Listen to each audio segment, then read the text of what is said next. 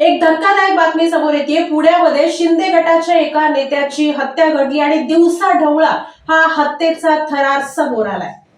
राज्यात गुन्हेगारीच्या घटनांमध्ये वाढ होऊ लागली आहे। पुणे जिल्ह्यातील शिक्रापूरमध्ये दिवसाढवळ्या खुनाची घटना घडली आहे।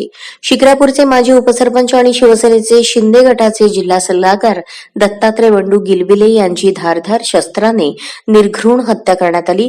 ही घटना काल दुपारी 12:30च्या सुमारास घडली। त्यांच्या घराजवळ ही घटना घडल्याने खळबळ उडाली आहे। दत्तात्रय बंडू गिलबिले वय 52 यांच्या हत्येमागील कारण अद्याप अस्पष्ट असून घटनेचा तपास पोलीस करत आहेत। या संदर्भात अधिक माहिती अशी, रविवारी दुपारी 12:30च्या सुमारास गिलबिले हे शिक्रापूर येथील त्यांच्या बंगल्याच्या आवारात खुर्चीवर बसून होते। त्याचवेळी काही अज्ञात आरोपींनी अचानक त्यांच्यावर धारदार शस्त्राने हल्ला केला। हल्लेखोरांनी त्यांच्या मानेवर वार केले, त्यामुळे ते गंभीर जखमी होऊन रक्ताच्या थारोळ्यात पडले। त्यांच्यावर वार केल्यानंतर आरोपी घटनास्थळावरून पळून गेले। दरम्यान घटनेची माहिती समजताच पोलीस घटनास्थळी दाखल आले। गिलबिले यांना तातडीने पुण्यातील खासगी रुग्णालयात नेण्यात आले, मात्र रुग्णालयात नेत असतानाच त्यांचा मृत्यू झाला।